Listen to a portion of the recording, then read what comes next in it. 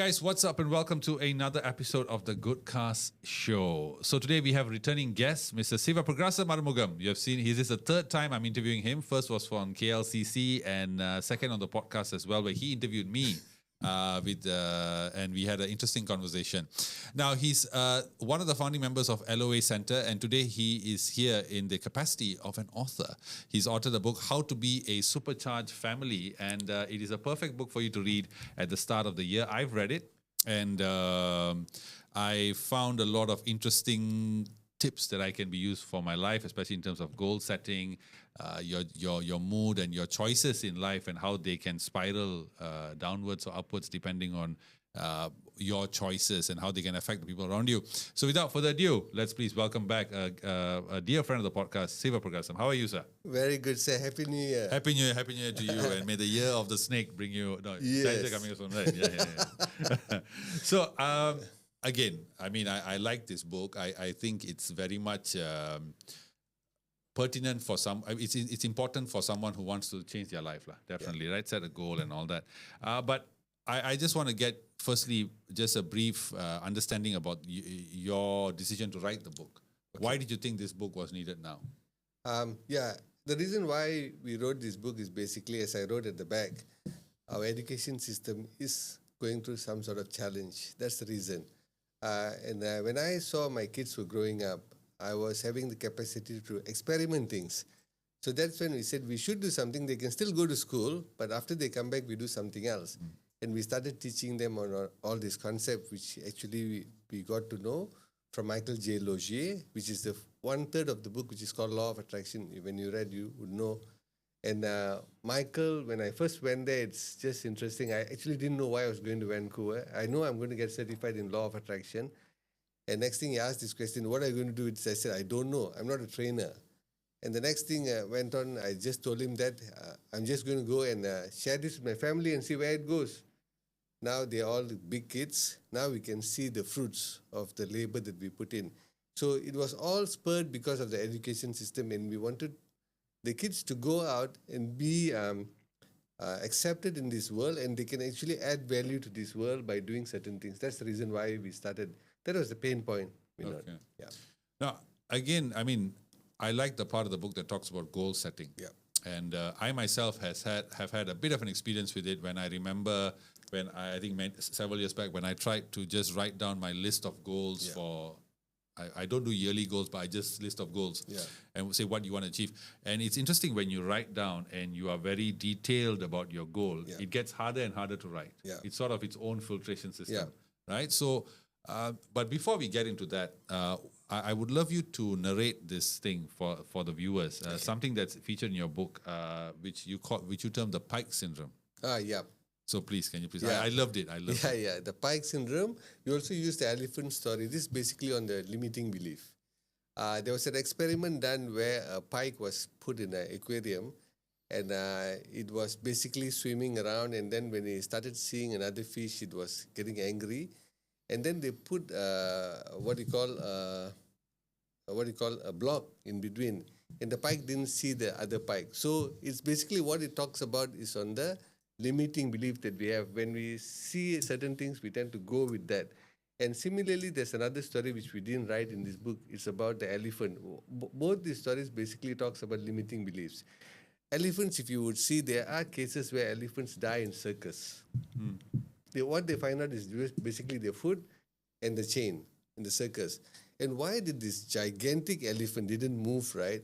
When they were small, they were basically put on a stake with this chain around it and stake to the ground, right? And when they're small, the stake is strong, and also the chain is big. When they pull, they can't pull, so they form this limiting belief, until they're huge. They don't even know that they can just pull, they can walk away. They just think there's a stake, there's a chain around me. The feeling is that I can't move. Fire comes, they don't move also. And then they die. There are cases where they died in circus. And this is what we are going through also. This limiting belief, which is ingrained in us, which we can break, but unfortunately we don't. So this book talks about the steps on how you can actually break that thing, and then you can have a better life. So that is something interesting. All of us can do this. All of us have limiting belief, which is ingrained, right? But the thing is that if we don't know, we'll be ignorant about it and we keep doing the same mistakes. Hopefully this year, all of us can just go and don't be the Pike or we don't be the elephant and move forward. We can. Nobody's holding us.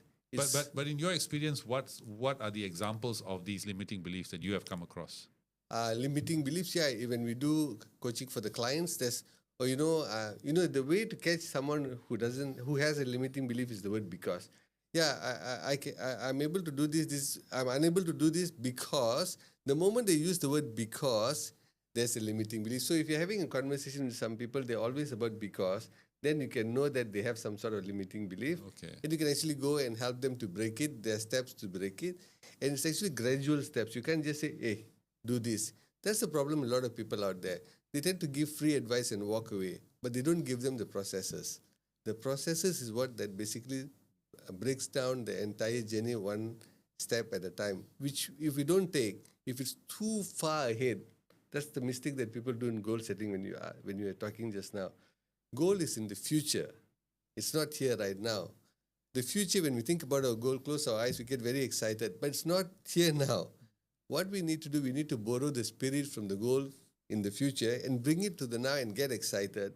And make sure from here to the goal, we have small little steps that we have created, which is called clarity, and we move towards it without having the fear. So that is something that a lot of people are not doing it. They're excited about the goal, but they don't have the process to go. And that's what we did with our kids. We broke down to small things, and then we started measuring it. You have to measure it. So we wrote about smarter goal and all that. So that is Pike syndrome or the elephant story, which is about limiting belief. And we all have that. The first chapter talks about that. Yeah. It's about your vibes. Yeah. It's about how do you break it. There's 3 parts to it. So that's. No, interestingly, also something that's very relevant today is that you talk about New Year's resolutions, right? And you say that by February, based on studies and all that, by February most people drop all their resolutions. Yeah. So you just talk about goal setting and having clarity and all this, right? Why do you think most people cannot live up to their New Year's resolutions? Number one, they're excited when the year comes to an end. First, they're disappointed, and then they get into excitement. They're excited by thinking that I'm going to conquer the next year. And that's why the gym membership spikes end of the year, and then by the first quarter, it's empty again. The gym owners, they know this is how it's going to be. And the challenge is that they get excited after they can't continue the process. And in the book, we wrote that if you want to set up anything, a successful goal, you need to basically have the right choices. You need to have the right kind of a procedure. And then the most important thing, you need to have the environment to support that. So the environment is, if you want to succeed, you need to have an accountability partner. You need to have someone that you're actually having a conversation with, just like the gym story. You need to have a personal trainer that keeps you accountable to him or her, that you actually show up. Another thing is that for us to show up to our goal, the daily deliberate task, we need to like it. The problem is when we wake up, we don't even like what we're supposed to do, how we're going to do. If I don't like the personal trainer, I won't go and see the personal trainer. Exactly. Yeah. So we need to find this kind. So in coaching, we look at that. That's what we were doing with our kids also. To parents who are listening, they need to know, we need to make it likable for the kids to participate. Because end of the day, the kids are going to have their life. So when we tested this book, this book took around 13 years of experiment, and 5 years to write. Because when they were going into Form 5, we thought we have nailed it. Then we thought, maybe what if they mess it up in university? We said, hang on for a while. They went into university. They aced it, all a gold medalist. So there must be something good in this book. That's when we decided to publish. Now, again, I just want to stick on that topic. I've always felt, and again, please correct me if I'm wrong, that if somebody needs a new year to come up with a goal resolution, that most likely that goal will not work. Mm-hmm. Because there is a line that was, just to quote Tom Cruise, who said this, although I hate quoting him, but it's a line that stuck with me. He said, if it's important, you will do something about it. Yeah. So is that why people perhaps fail? Because they, instead of starting to do something, they wait for something to validate to start doing it. Possible. again, what the clue is in starting, right? That's why they need to like it. Now, there's a saying: what takes for us to achieve our goal? Does it take courage or clarity? What would it be? To achieve your goal. Interesting. I think clarity. I think. Clarity? Well done. Some people say courage. Now, how to prove this point is simple. We are sitting in this podcast room, right? Let's say total blackout now. And we have to walk down, the siren going on. Pitch dark. Would you need courage to walk down? Yeah, definitely. Or how much of courage you need? Well, considering the size of my feet, a lot of courage because the steps are small. yeah, I was just thinking about that. Yeah. Okay, now the light is back on, siren is on. Now we have to walk. Then okay lah. How much courage you need? Not much lah. You realize courage and clarity, you only need a lot of courage if you lack clarity. The moment clarity comes, courage goes away. So a lot of people trying to conquer their goal with courage. So what's important is that break it down to have clarity. So the moment you have clarity, what will happen? The next step will be easy. We are lazy creatures. We just want to like it and easy to do. But we're making the goal to be somewhere in the future and so huge. And there are a lot of people who are trying to get their goal at the last minute. They're not going to get it because the leap is too far. They miss all the small steps along the way. So that's the reason why people are having difficulties. So our advice is chunk it down to small pieces and walk nicely, graciously towards your goal. Now, on that note, clarity also comes based on something that you mentioned in this book, which is basically knowing what you want versus knowing what you don't want. Yeah. You call it the yucks versus And the yays, right? Yes. So how does one define what they want versus what they don't want? Wow. It's an excellent question. We always ask this question. Do you know why people don't get what they want? A lot of people say, Because they don't know I don't what know. they want. Yeah, because they don't know. The most important thing is what Vinod, because they're always thinking about what they don't want. Yeah. Because we always, what is examples of things of what we don't want is worry, disappointment, upset with certain, all the negative things. I don't like this, I don't want. If you ask someone to write down what you don't like in your life, they can write a long list. But you ask them, hey, what you want in your life? They go, oh. So you don't have the clarity. Only when you have the clarity, the yes, you can know the profile of that. Example, we do this in the book we wrote also about the red ball and the blue ball, right? The color. When we ask people to spot, they'll go red ball, they count, close the eyes, and then we say, okay, how many blue balls did you see just now? They get very angry because asked to count red, and then we ask them to give the count of blue. And I say, I didn't say any, or maybe one. I said, okay, let's play some magic, open your eyes and start counting. Then they can count all the blue objects in the room, and it just keeps coming up. Meaning, in the past, what if the red balls are the negative things in our life? We tend to give it attention, energy, and focus. We tend to pick it. The blue balls also coexisting because we didn't give it attention, energy, and focus. We don't see it. But the moment you change the profile to the yes, keep reading it. There's a way of doing it. You tend to see it. They also start popping up, and they are there. And when you start seeing more of the blue, then you don't see the red. Then that's why you see certain successful people. They just attract success like crazy. Keeps coming to them because they're seeing just blue, blue, blue, blue. So that is something we need to work on. So how we need to work on yucks first, and then we move into yes. I helped a doctor friend of mine to buy his car that he was thinking, Volvo or Mercedes. He doesn't know. Good problem to have, lah. Yeah, very good problem. Yeah. Very first world problem. Yeah. So we just asked him to write down all the things he doesn't like about his previous experience and the current car. He wrote down. Use that to reflect on what he wants, because now you can write the opposite. After writing what he wants, and then we said, take your yes list and compare with the specification of Volvo and Mercedes. So you tick, tick, tick, tick, and then you call, Mercedes has more ticks. I said, just go and buy that. So you're taking your brain, which going, and then you're putting it on paper, you're having some distance, and from that paper, you can have some distance and make a decision. When we put it in our head, you realize it's headache. Like example, can you see your eyes? No. You can't. Can you see my eyes?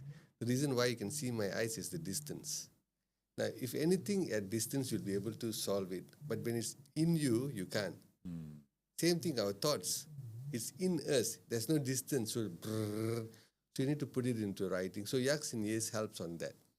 Now, Also, another thing is that I think people could be, I could be wrong here, but another thing is that perhaps people do not live up to their New Year's resolutions or are able to achieve their goals because it's not the right goal for them, right? So in this book again, which I found very helpful, you talk about how to identify a right goal. But I would like to ask you to do it in a certain way, which is using the SMARTER acronym in how to find the right goal, because I love that. Nice. Now, a lot of people have gone for goal setting. They would have gone for the SMART goal setting. We added ER. We just wanted to be smarter, right? Okay. So S means you have to be specific about your goal. You can't just say, I want that. What do you want to be? I want to be great. That's not specific in grade, right? So you need to be very specific. I want this. I would like to achieve this by whenever, right? And then you need to be able to measure it. Like example, I want to be great. Can you measure greatness? You can't.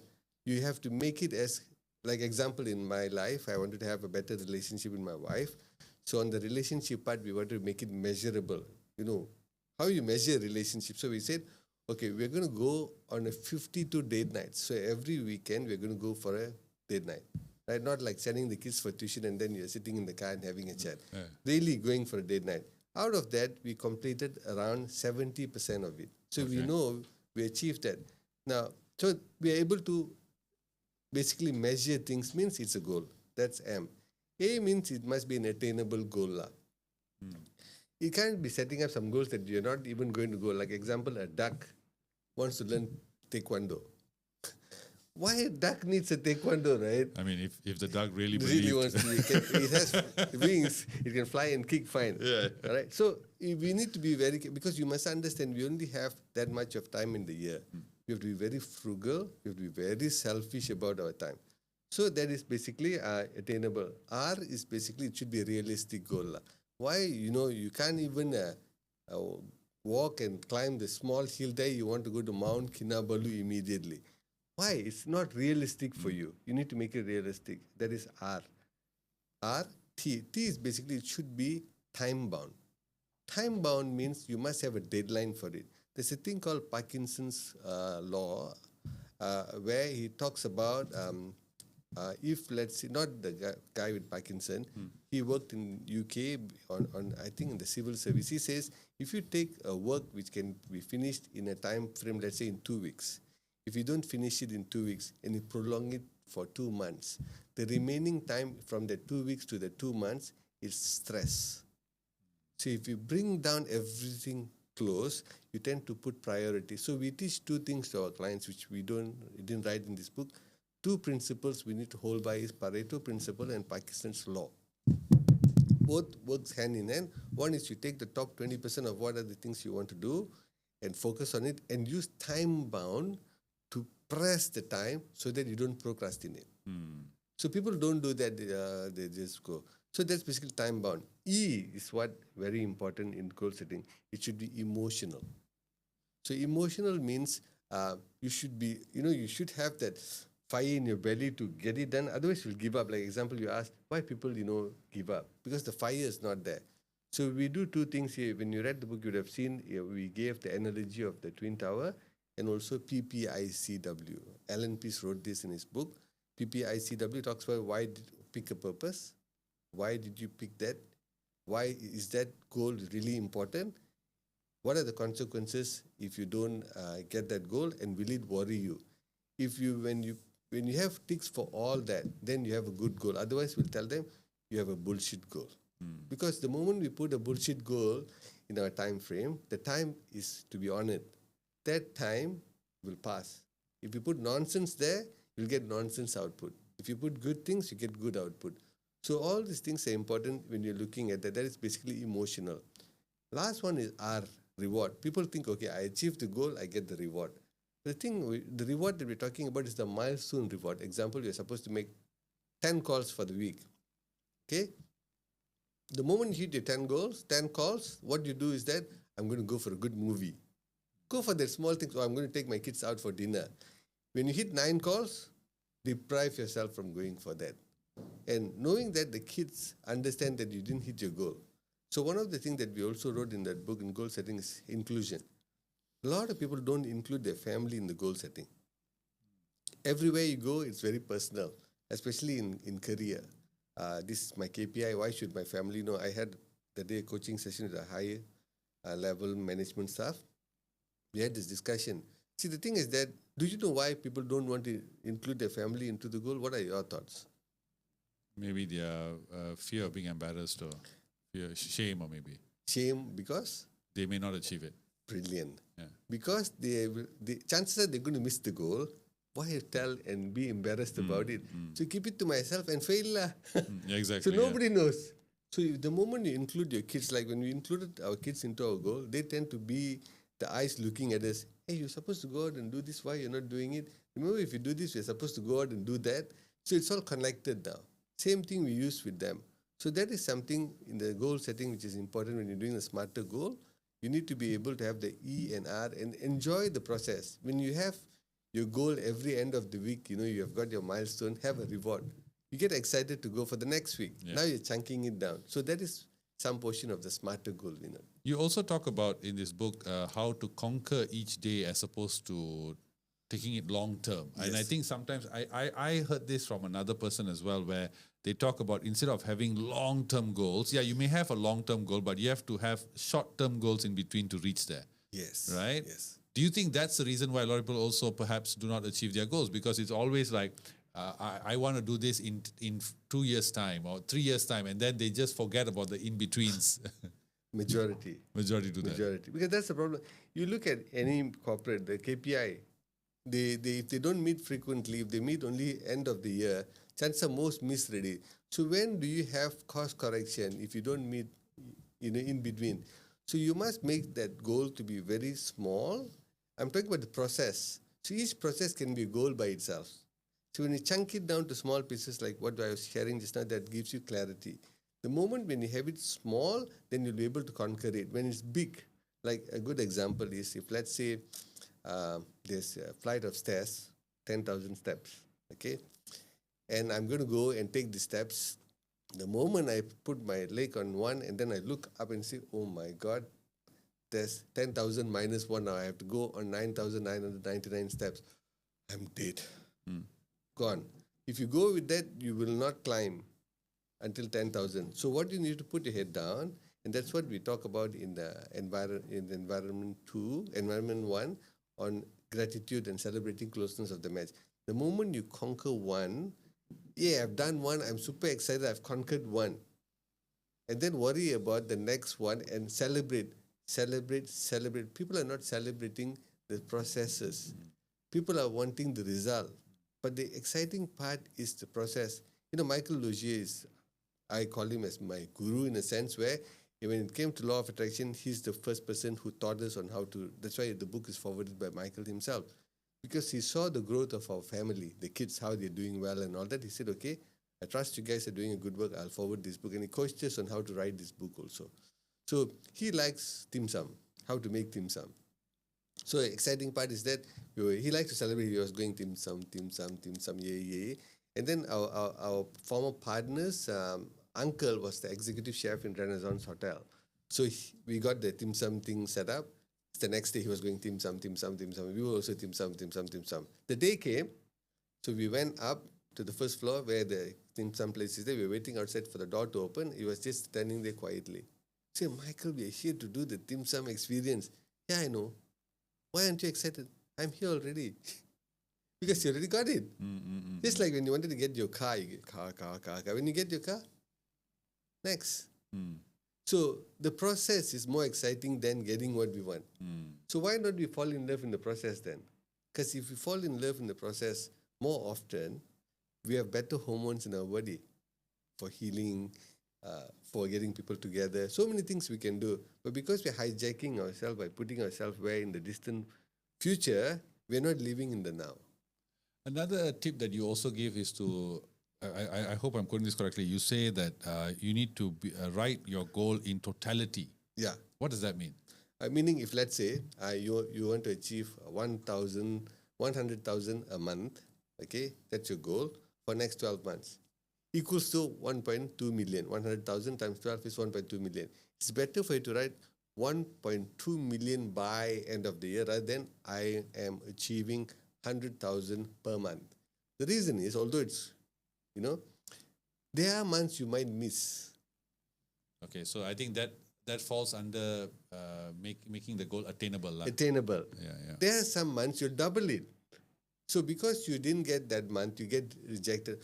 I didn't hit my goal and the whole population is coming after you. You are a loser. You missed this. No, you have another 8 months to go and get it done. Yeah. So it's a totality is what we're looking for. Okay. And a lot of people forget that getting the goal or not getting the goal is something that might reset. The moment you get 1.2 million, next, just like buying the car, reset, maybe you're going to buy a house because you got the car. But what people are forgetting is who they're becoming in the process. See, when you get your 1.2 million, or you get, let's say, 900,000, you've become a different person because you were January some other person, you chased for it, you became some other version. That becoming cannot be resetted. It is carried on. So don't beat ourselves into, I didn't achieve my goal. Carry on your becoming.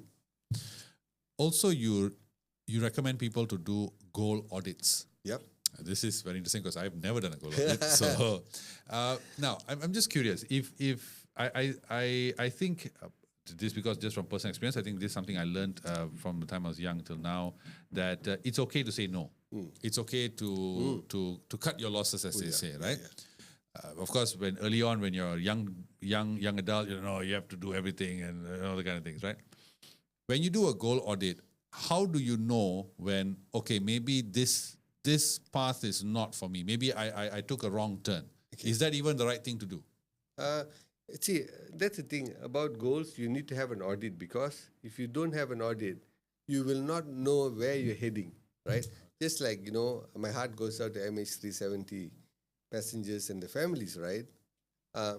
Radar was switched off, don't know where the plane went. Similarly, if you switch off a radar of having this accountability conversation, first you need to get someone accountable. You need to talk to it. Could be your family members, to someone that you respect, that you say, okay, every month we'll sit down and have this conversation to see how is my graph, how is it going south or north, whatever way. But along the way, you also have within you whether you are liking this or not. Because you see, if you don't like and you go and do, you will not give your 100%. You'll only give, half. Yeah. You won't get the result, because intensity is very important. So you can measure, I think this is not the right goal for me to go because I can use it somewhere else. You can drop the goal, but don't keep dropping the goal and putting new goal, especially your timeline is getting shorter and shorter and shorter. It's impossible to, at the last, in November, you're setting a new goal to achieve a goal in that 1 month, unless it's a small goal, then it's okay. But most of the time, what we are doing is that we need to have accountability, and then we need to have to measure all the time. When we're having this accountability session, we can have that conversation. Hey, I think I have. Then the accountable partner can give some idea. Maybe you can actually look at this part. That's why you have someone to have a conversation. It is said that if you have an accountability partner, your chances of achieving your goal goes up by 76%. Because you have someone that, I need to go and report to, or have to have that conversation. So yes, you need to be accountable to your goals, and you need to be able to chunk it down and see whether you are liking that journey also. All this ability we have. When you chase for something that you don't like, remember when you had that conversation in the past about the why, there are certain areas that you had to let go because there's something that was not congruent for you. The word is congruent. If it's not congruent, doesn't feel true, you can drop it, because you're going to waste your energy in doing that. A lot of people are wasting energies, that's the thing. So why, if we know that, we need to be wise about where you're going to invest our energy, then they'll give you the best result. So that is something it takes for us to be conscious about ourselves. I think it's not good I have to say no to this. But if you look at the animal world, and human beings are sort of like, we are animals as well. Unlike our other animal species, the animal types in this world, they take the path less, the path of least resistance, right? Okay. But we don't do that, and that seems to be a problem, right? Because, like, for example, like when I was reading a book, I was thinking to myself, I said, if I was, just say after I graduated and I had just sat down and wrote down what I don't want versus what I want, life would be much simpler. Yeah. Right? We sort of, so how did we get to this point where, and this is not just me, I'm sure a lot of people have this clutter of what they don't want, and they are trying to weed their way through this mess, right? Yeah. How did we get to this point? To this mess. So like where we willingly, whether is it knowingly or not, I don't know, but most people I know find themselves in a position where they are juggling what they don't want Yep. as opposed to truly doing what they want. Yeah. Right? Yeah. True. How did human beings end up in this as opposed to our animal brothers and sisters who seem to take the path of least resistance? Brilliant question. You have this thing called brain. That's the problem. That's the problem. Man. Yeah, This they damn have thing. simpler. We have three parts. And the part that makes us to think like this is neocortex, which is the latest part of the brain, which is evolving. Okay, it's the modern brain. It comes from reptilian and then goes to the limbic. Limbic goes to the neocortex. This is where you make the executive decision.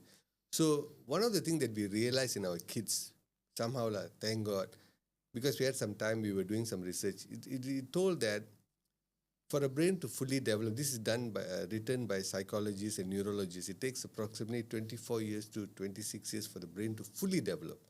Right, a bit of biology. Don't right? worry. Fully I developed. failed right? bio, but Yes, I'm listening. okay. I'm listening. I so somehow passed last, right? Okay, so it takes that long, right? So why that long? Because it says 90% of the brain grows in the first 13 years, where you need the survival instinct to go, listening, talking, walking, balance, all that takes. But your executive decision all kicks in later on.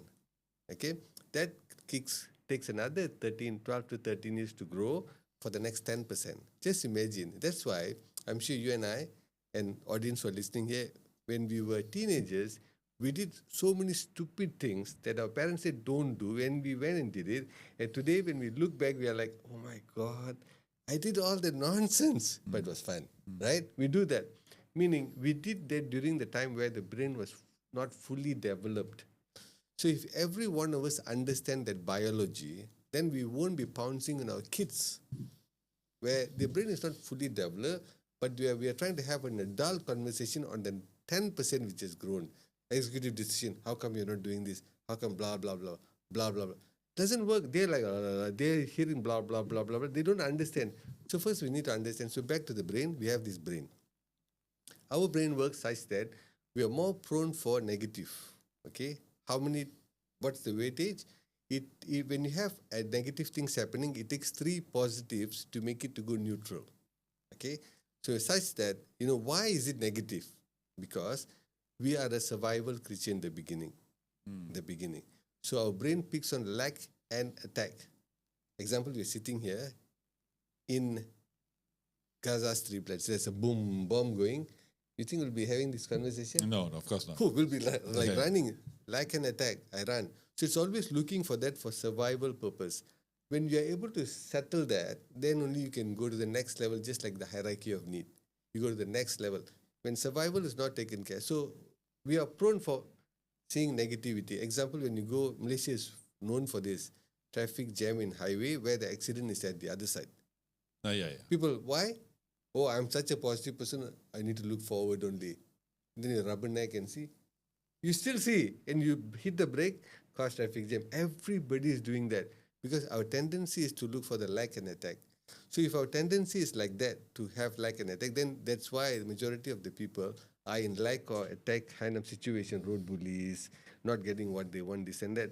So doing all this stuff takes a deliberate effort to switch to the gratitudes, what I want. It's basically your brain needs to be trained back. So can we see it? We can. How I know? The things that we want, others are getting it. Meaning it's available out there, but they are seeing it just like the blue ball.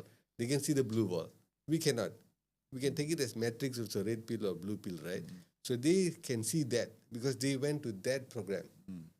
So we need to be able to go to that, and we'll be just like, we can't be like animal because the brain is different.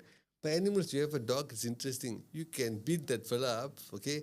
You can chubate the telinga, whatever, fine. When you come back home, they fall in love again, they run back to you just like nothing happened. We can all do that, but it's very difficult because we are a human being. We tend to have this memory where we keep all this and we bring it back, and that's how we react to situation. So that's how you need to look at how you are actually looking at the yes part of it, because it's trainable. We can train. And that's what we've been doing with our kids. It was a good experience that they came into our life, and we had these tools, and they tested it, and it's helping them when they're growing up also in the behavior part. So we can train ourselves. One thing about this genre, especially that in the self-help world, and also it's talked about in this book, whereby you talk about writing things down, creating like a visual chart, and that visual element seems to be very strong. You know, I've heard it before, even storyboards or dream boards or something they call it. Used to call it. Yeah. Why is the visual element so important in achieving one's goal? Because we are mainly visual. So you need to see it. You can write. Some people write. We are mainly visual. Whatever you see is visual. So it's good to have a vision board. Okay. Vision board. That's vision board. You can have a vision board. You can look at it, and then when you look at it, you get some emotion, that excitement. See, all these things happening in your body. On the deeper side, there's some hormones that's coming. Your dopamine is coming. You tend to have, open up your vision to see more opportunities. I want this more. I want this more. I want this more, and it's programmed at the back. And at the back of your mind, when you're going to sleep or when you're not doing what you're supposed to do, it's all working. We are thinking we're only working when we are seeing the things. No, the major part of our subconscious mind works at the background. That's why when you wake up, you get ideas. Not when you're working on that, get ideas. That's why in one of the programs that we do on flow, there's flow we need to go. You need to go into struggle state, and then into release stage, and then you go into the flow stage, and then you go into recovery stage. So if we understand this, you know when to push, when to let go. So vision board is important for us to program. All this is a programming tool. In our book, we wrote that it's in the vibrational bubble. So all these things are actually putting into a vibrational bubble where law of attraction is now checking on that bubble and giving you more of the same. So if your bubble is messed up, law of attraction checks. It gives you more of the same of the mess. So vision board and all that are basically programming tool. So we have this imaginary thing called bubble. It's your subconscious mind or what you can call. But law of attraction matches that. When it matches, that means we better be having good things to match. If you're putting garbage inside, there will be garbage outside also. So that's why vision board is important. Affirmation is very important. You affirm. And when you affirm also, you need to affirm in a right way. Then only we become, it's congruent to whatever that we are seeing and saying. Okay. Yeah. Now, one analogy that you also feature in this book, which I love, and I think I heard it also, is the horse analogy. The one where the warrior is on the horse and then he says, "Don't ask me, ask my horse." And the horse represents, I think you say the horse represents our emotions, right? Our habits. Our habits and all that. How does one get control of that horse? Because I think a lot of us are riding those horses. Yeah, we can go on the spiritual side. We'll talk about the normal side. No, let's do spiritual. Come on, let's do that. Yeah.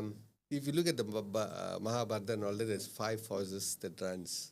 That's basically your senses. And you have this thing news to, hold that and all that. Now, when you know, first, very important, your result will never lie. Example, you want to lose weight, you go and stand on the weighing machine. Weighing machine shows a number. Oh, that's a very, sorry to interrupt, but that's a very powerful statement. Your result will never lie. It makes things so simple. Yeah, it never lie. So you weigh and then you don't like the number, you scold the weighing machine. Stupid weighing machine. How can you give that number? I must change the batteries. But change the batteries. You see what made us to stand there and have that number? It's our habits. So that's the thing. So first, accept the result. I don't like the result now. Okay, I'm going to move forward. Means I can change the habit one. So I can control the horse. So in spiritual way, they say if you want to control your mind, breathe. Your breathing controls all that. So similarly, the moment you know your habits are messing you up because you don't like the result, make a change. But people are ignorant. They still want to do the same thing. Eat the Dunkin' Donut again. Eat that. Hey, weighing machine is wrong. Change the battery. But cannot what? Result never lie. That's the best thing I like about result. It'll never lie. It'll show you the truth and you better face it and you have the option to change. But that's interesting because is that a lot of people don't face the truth in their result. Yeah. Right? They sort of, what damage are they doing to themselves by hiding from that truth? Oh, sick. Not getting the money that they want. Everything that they want, they don't get. They want, and that creates depression or anxiety. That creates the space now. I I want that. My ideal self wants that, but my real self messing it up. But that all comes to a level when they realize, okay, that's enough is enough. The horse is taking me somewhere else. I have to control the horse now. Then you can control. The problem is we are not even controlling it. So it can be done. There are methods that we wrote in the book where you can actually look at that. Yeah. Yeah.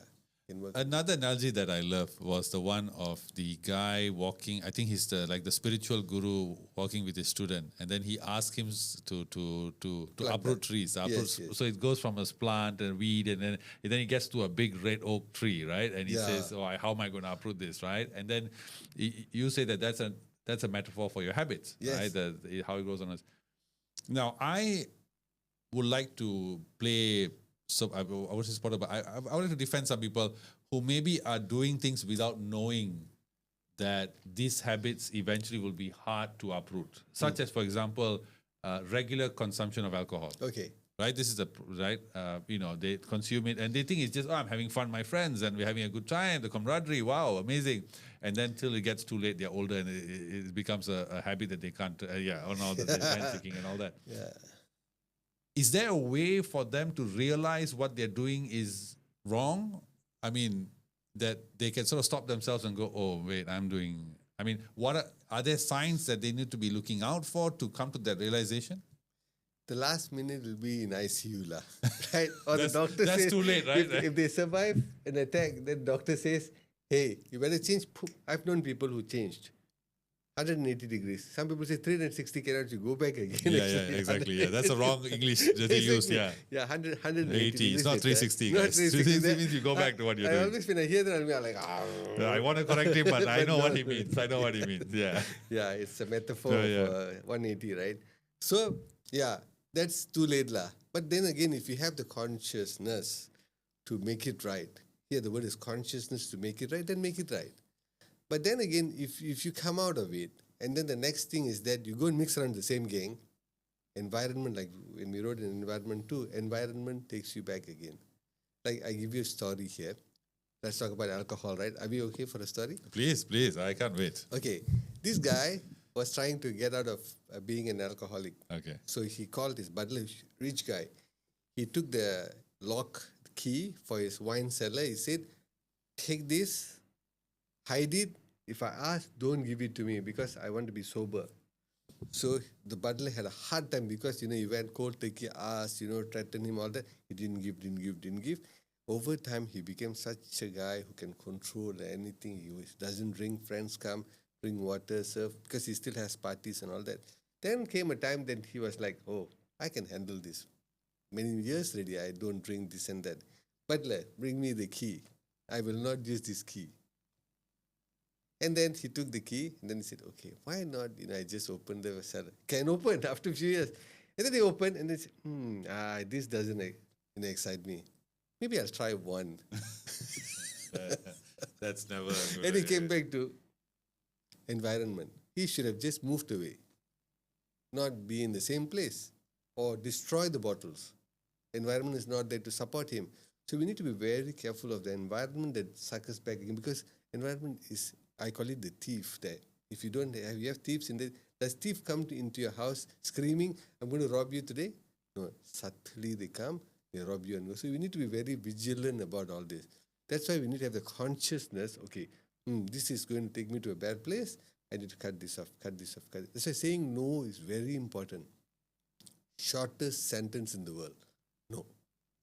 You can say it in a polite way, you can say it in a rough way, but if you want to protect, like what Steve Jobs said, he had to say, the moment when he says one yes, the one no, he's taking away a lot of other garbage that keeps coming to him, which will also destroy his career towards greatness. So say no and move on.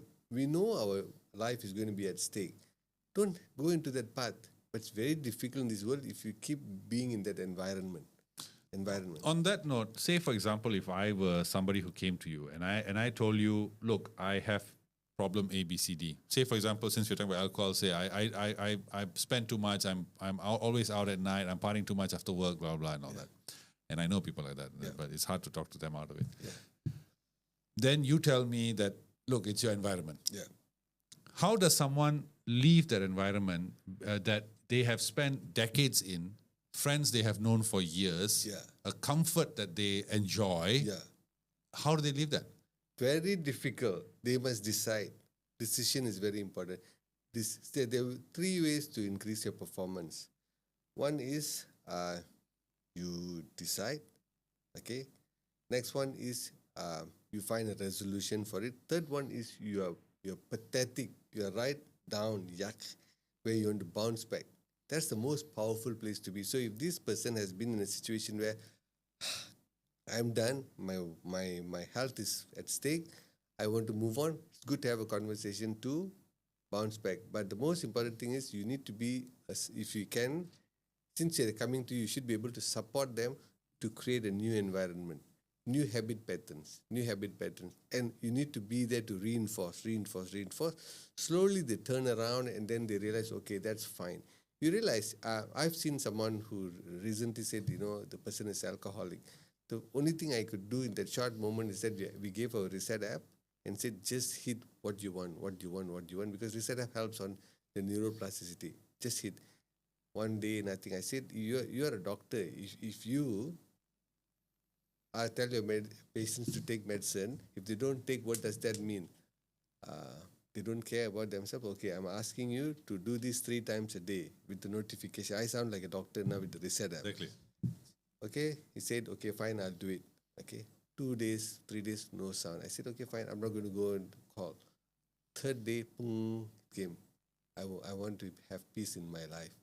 I want to be having loving kids. Slowly things are coming up. Now we know this person is taking the path of recovery. Now we can actually go and have some conversation because it's a decision away. A lot of people, you go and give free advice, it's not going to work. Because the environment is so powerful to pull them there. So you need, first, it's all about having the consciousness and to realize that, okay, enough. The moment they have gone into the realization, they're tipping, you can support them. Otherwise, it's very difficult to support them because they'll go back again and you'll feel very dejected and you start telling them what nonsense. I tell also Neville is, we are taking that. Jesus said, vengeance is not mine, right? Let them be. But what you need to do, since they come to you, be an environment of support. That support and build support around it. That's why they have Alcohol Anonymous and all that. There's a support system and it's not one-time support.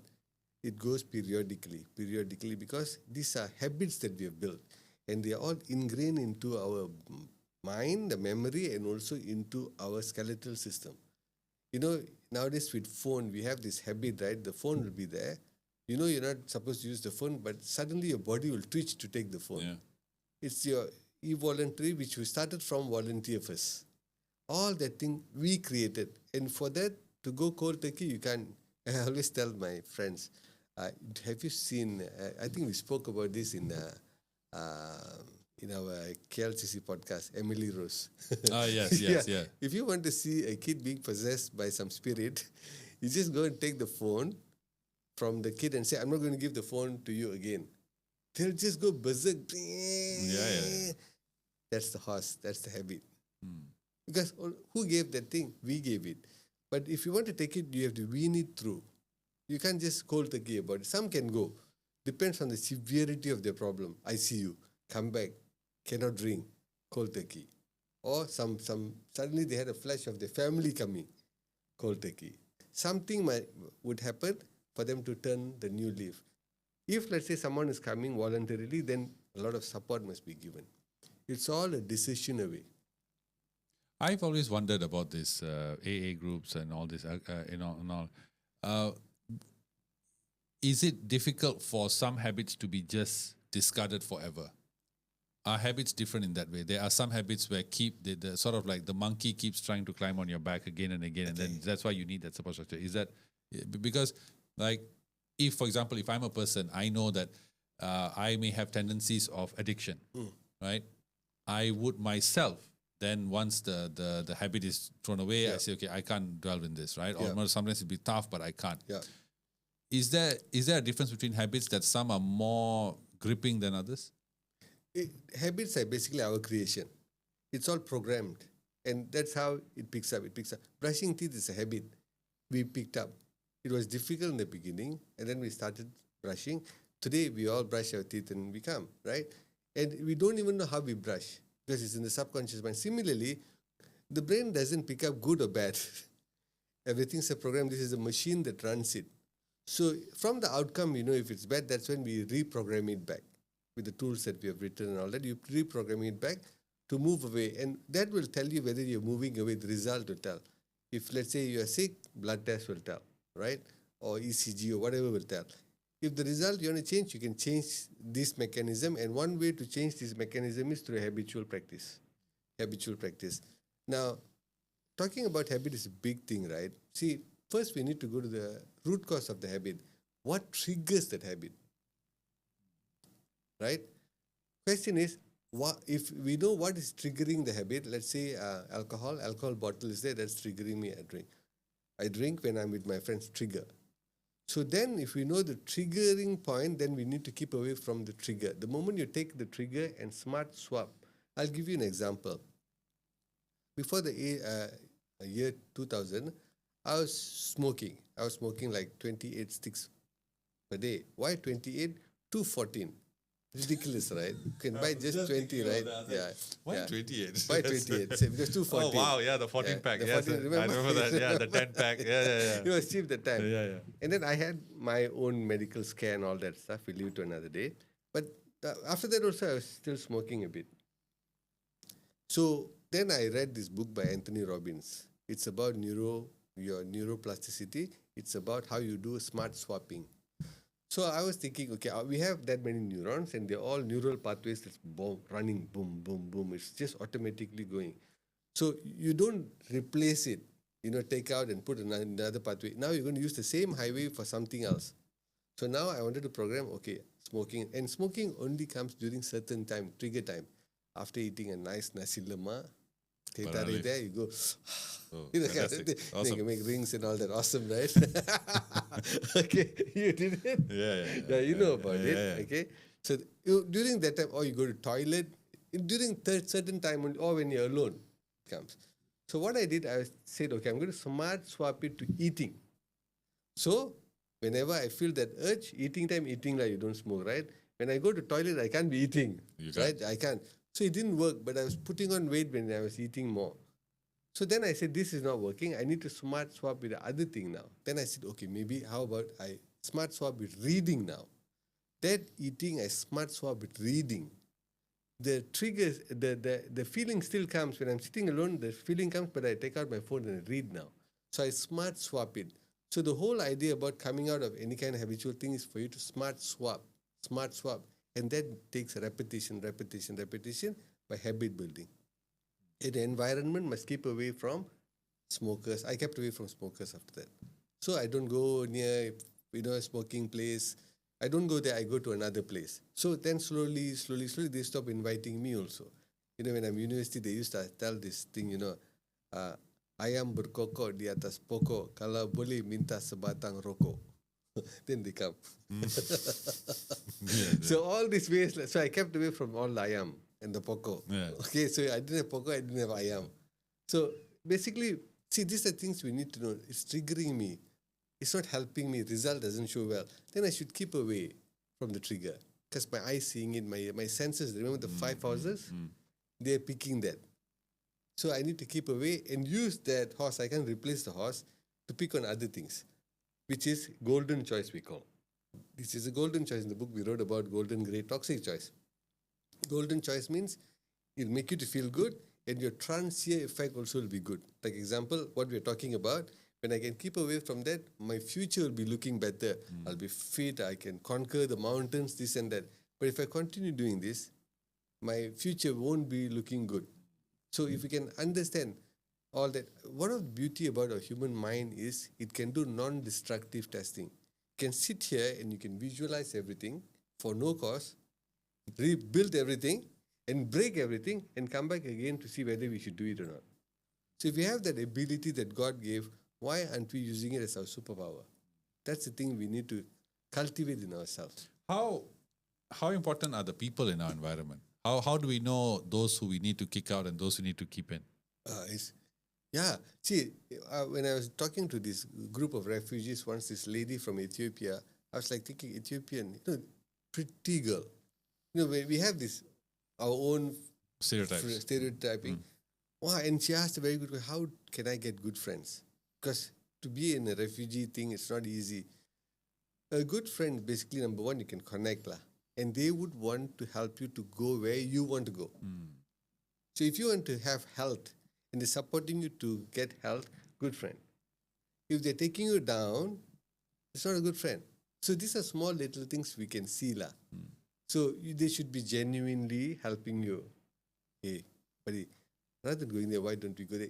In the beginning, they're not so cool, They're not the cool people because the cool one is that side. Oh, I cannot think. Cool. After that, you don't know. Hey, I said that yesterday.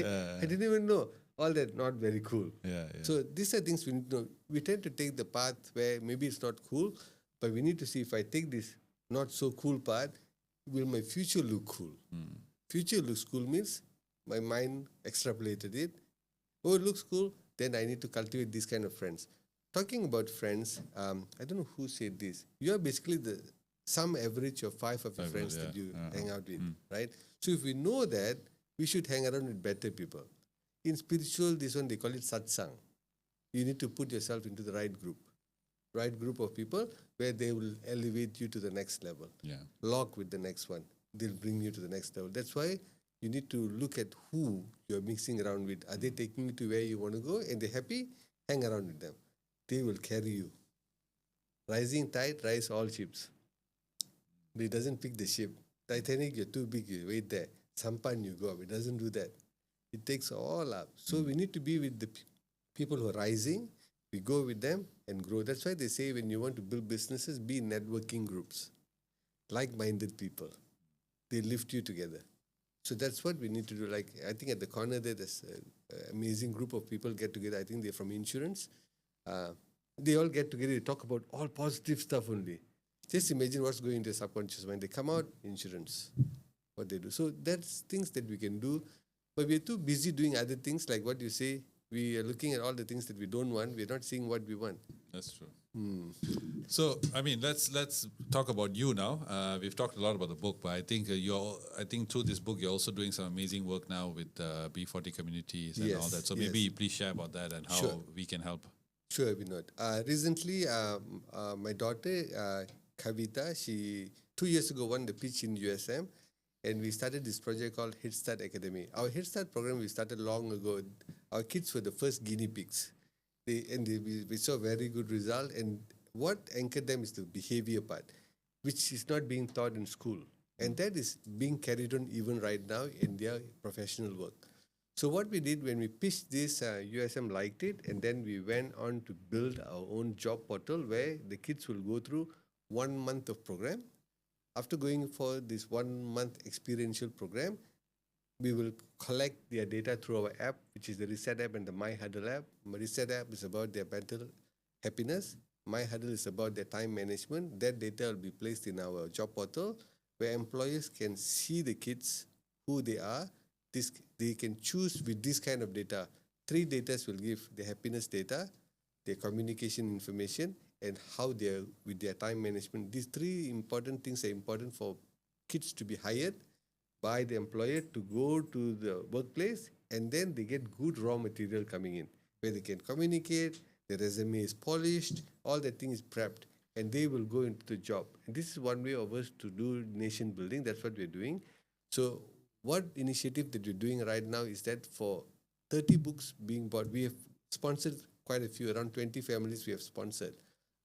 With the sales of this book, whenever 30 books are sold, we actually sponsor a kid together with the family to teach them all this so that they can go into the community being a better version of themselves. So B40 will screen them to see whether they can actually come for this for free, and then we will also place them, if they graduate, into the job portal where they can actually be hired. Now, the moment someone is hired from a B40 community, the whole trajectory of the family changes. Yeah. So that's what we're doing. So we're asking for support from all the people who are viewing to be part of this. Get the book. When they read the book, they will learn a lot of things in that book. Definitely. They can use it. After that, they can also, because of crowdsourcing, we can sponsor other kids who can come for this program for free, upskill them, and then go for a job which will be putting into the job portal. So That's what so far, how many kids have you worked with? around 20 from our own initiative we have done. So now with this, I believe we can touch more lives. Okay. Yeah, it sounds Because good. there are a lot of people out there who want to be better, just that they don't know. Because nobody's teaching well on the behavioral part. But why focus on these three though? Happiness, communication, and what's the other one again? So last one? Time management. Time management. So, Time so why management. these three? This is in line with our 3 skills we teach. One is the life skills. Another one, we talk about communication skills. Another one, we talk about problem solving skills. All these 3 are being taught in that 1 month. They really get awesome training session and they get tools to test with. That's why we measure them. So if you go to any other job portal, you don't get this information. So we want employers to hire good people also. And good information must be portrayed, so shown, then only employers can pick it up. They say you only know what you know. If you don't put it there, so other portals don't have this. So ours, only those who finish the 1 month program can be placed in the job portal because they'll graduate from the thing that we're doing. So JPT says this is a successful project when we did a pilot study with USM with 30 of their Pelajar Sulong. So with them, 30 means we have done actually more people actually, around 50 now. This Pelajar Sulong means they are the first in the family, in the generation who are stepping their foot into the university. I'm a Pelajar Sulong long ago, right? When I went into university, whole family said, whoa, they also don't know where I was going. I don't know where I was going also because nobody have gone. Yeah. But it's good, you're giving hope. So these students, when they came, the first half of the day, they were all very quiet. That's why our education system doesn't allow kids to express themselves. So what sort of support are you looking for? Just to purchase the book? Just buy the book. There'll be a link. We'll give it to you. You can put it there. They click. They can either buy as a corporate for the CSR program. They can give this book for corporate their staffs because they do so many CSR. Why not give a CSR where you can educate your employees' family through this initiative? When 30 books are sold, then we'll be able to identify a kid from any of the universities that we'll reach out to, and then they'll start coming into the program. So that's what we're doing. So just to close this, maybe you can share in your own words what would I get if I buy how to supercharge your family, how to be a supercharged family. Sorry.